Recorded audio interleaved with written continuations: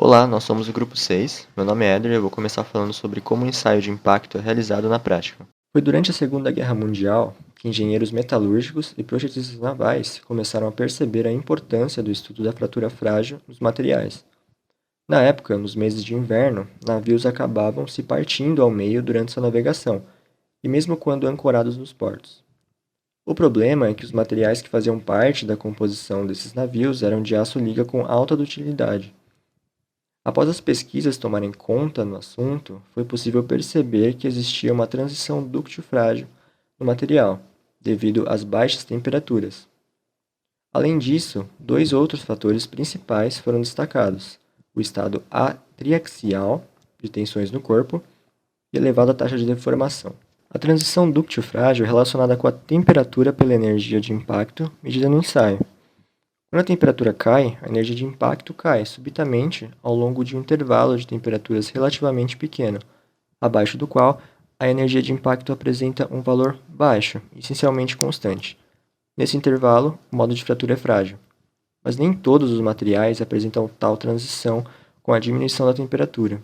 Os metais que apresentam estrutura CFC, que incluem ligas de alumínio e ligas de cobre, permanecem dúcteis mesmo a temperaturas extremamente baixas. Também podemos associar a aparência da superfície de fratura, verificando se ela é dúctil ou frágil. Para a fratura frágil, a superfície apresenta uma aparência fibrosa e grosseira. Ao contrário, superfícies frágeis apresentam uma textura granular e de aspecto mais plano, como visto na figura à esquerda, uma fratura dúctil e à direita, frágil.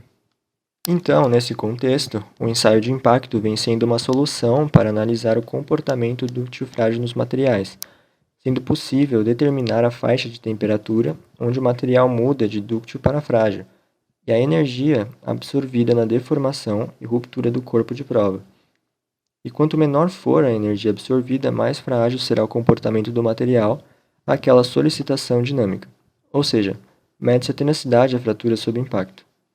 O ensaio de impacto é utilizado geralmente na indústria naval e bélica, porém, atualmente materiais cerâmicos e poliméricos também são envolvidos. A maioria dos materiais cerâmicos e poliméricos também apresenta transição dúctil-frágil. Para os cerâmicos, a transição ocorre somente a temperaturas elevadas, geralmente acima de 1000 graus Celsius, enquanto os polímeros apresentam uma faixa de temperatura de transição geralmente abaixo da temperatura ambiente. O ensaio consiste em submeter um corpo de prova, neste caso metálico, geralmente entalhado, para que a consistência do carregamento seja muito maior e com dimensões padronizadas a uma flexão provocada por impacto por um martelo pendular. Esse martelo possui uma massa e uma energia determinada e é elevado a uma altura, ganhando assim a uma energia potencial. Já o corpo de prova, padronizado, é também posicionado, porém em um suporte rígido. Quando o martelo é solto e inicia seu movimento, ele passa a ter uma energia cinética, se colidindo com o corpo de prova, causando um impacto.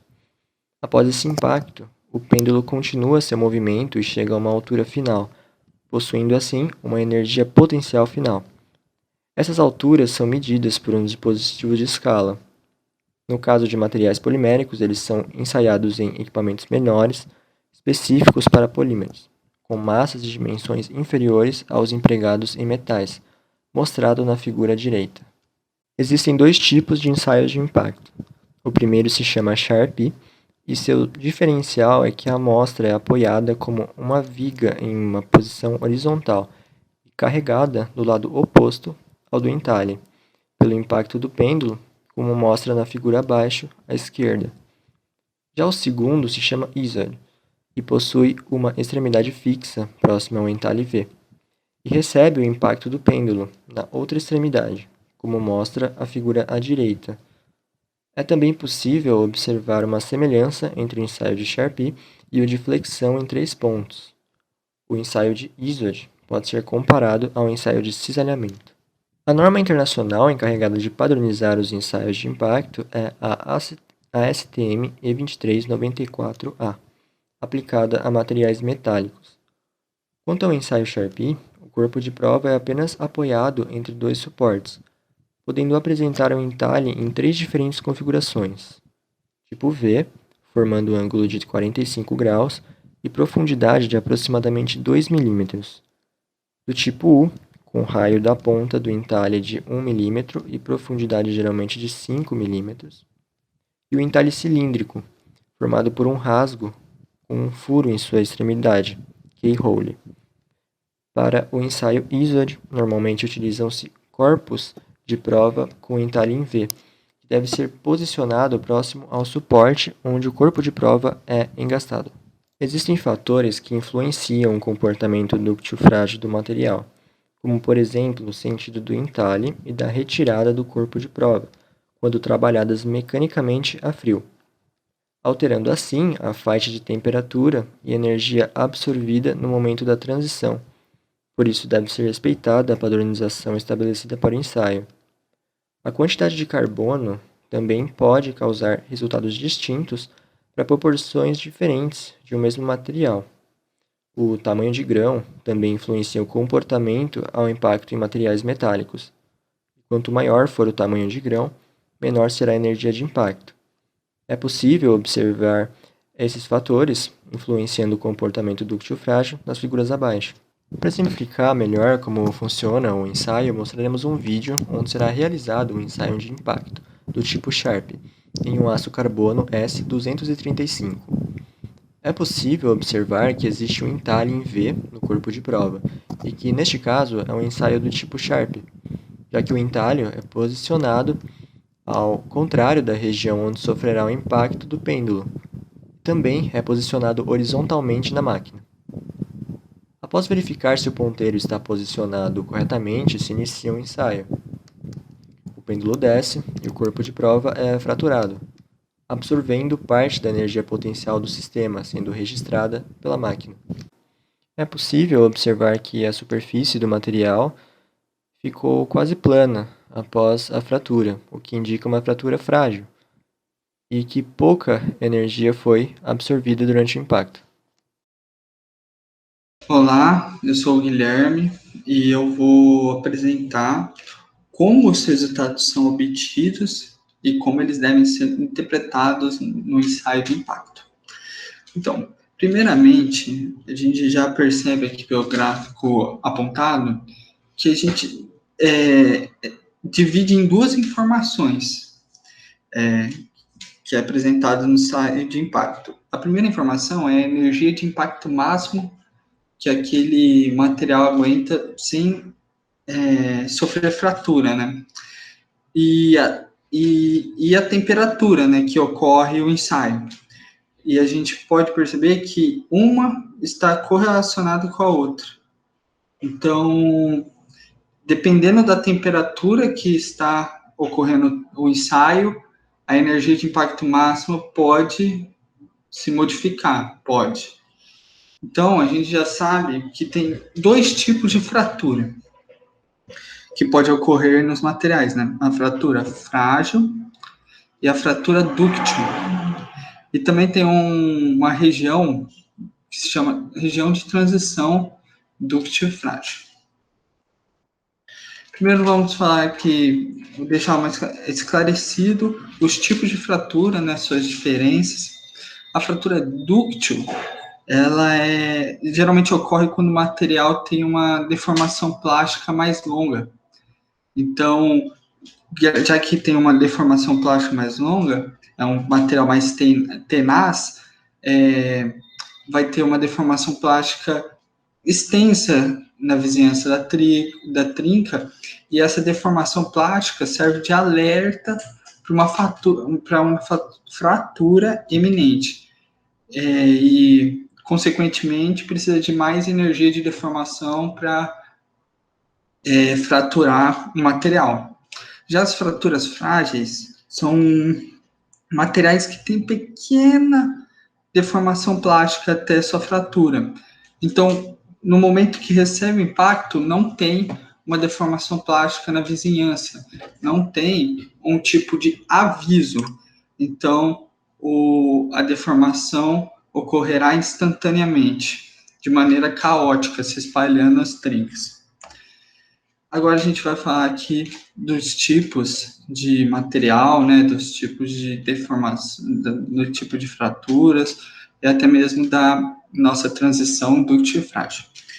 Aqui foram apresentados 3 materiais CFC, materiais CCC, de baixa resistência, e materiais de alta resistência. Os materiais CFC, que são os apresentados em cima, são menos influenciados pelas temperaturas do que os materiais CCC. Então, o material CFC se mantém dúctil, ele vai se manter, quer dizer, ele é dúctil, ele vai se manter dúctil independentemente da temperatura. Já que os metais CFC têm elevado número de sistemas de escorregamento, no total 12, facilita o escorregamento, o deslizamento cruzado, né? Esse deslizamento cruzado é o que possibilita uma deformação plástica maior para o material. Já os materiais CCC de baixa resistência são materiais que sofrem a transição à medida que a temperatura cai, a tensão de escoamento tende para a tensão coesiva e o material se romperá sem deformação plástica. Então, quanto esses materiais que têm essa transição, quanto menor a temperatura, o material se romperá de maneira mais frágil, cada vez mais frágil, até que não exista nenhum tipo de deformação plástica.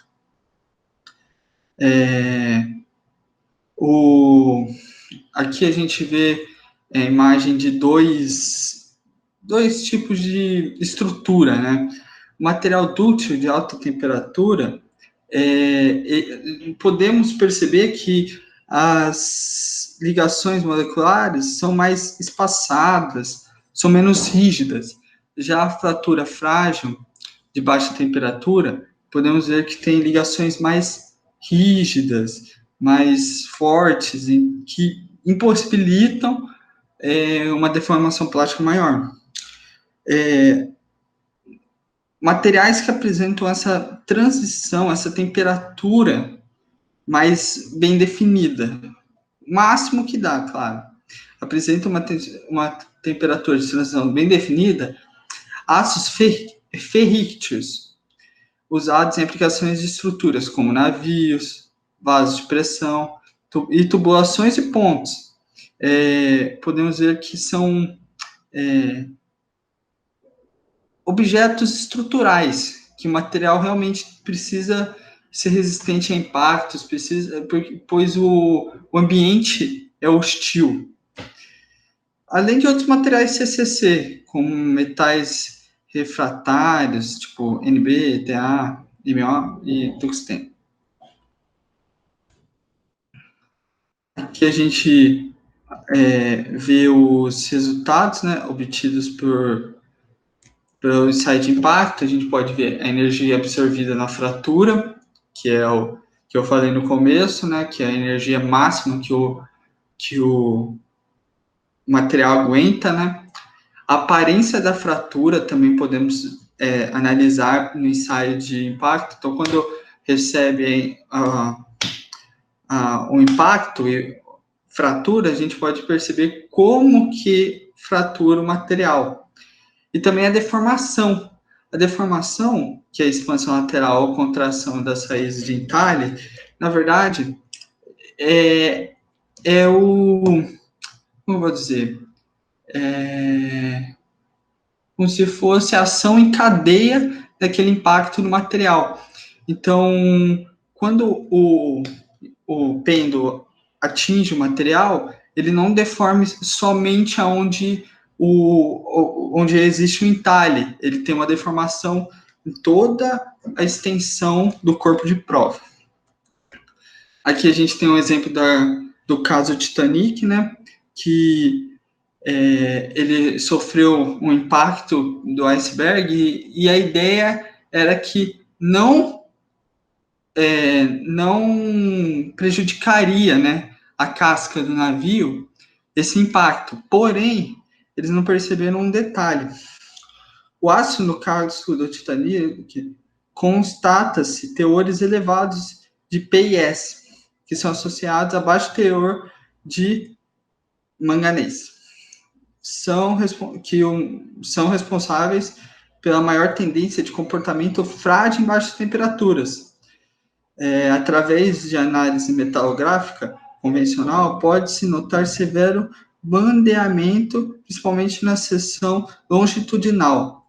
Na seção longitudinal, constata-se também grandes quantidades de partículas de sulfeto de manganês dentro das elipses, aqui mostrado aqui, ó. Então, a presença do manganês nesse material, ele fragilizou o material em baixas temperaturas. Então, quando ocorreu os testes nos metais utilizados no casco do navio, não foi, como eu posso dizer, não foi levado em consideração que o navio ia passar por um espaço de baixíssima temperatura, o que fragilizou o metal utilizado. Aqui a gente pode ver que tem dois tipos de aço, né? Um aço ASTM-A36, que seria o ideal, e o ácido titanic. Podemos notar que o grão do ácido titanic é maior, e à medida que os grãos aumentam de tamanho, a área total de contornos diminui, produzindo, consequentemente, a redução da energia total que esse material suporta. Essa é a força motriz do processo. O material que possui grãos pequenos é mais duro e mais resistente do que o material que possui grãos maiores, uma vez que tem uma maior área total de contornos de grãos para dificultar o movimento das discordâncias. Esse é o único mecanismo de endurecimento que também aumenta a tenacidade no material. Então, é isso. É muito importante, como no caso do Titanic, que você tenha uma boa ideia de como o material vai se comportar independentemente da temperatura, pois a gente nunca sabe. A gente pode ter uma previsão, né? Mas nada é 100%. Então, deve ser sempre testados assim em situações extremas do material para que ocorra tudo bem. Obrigado.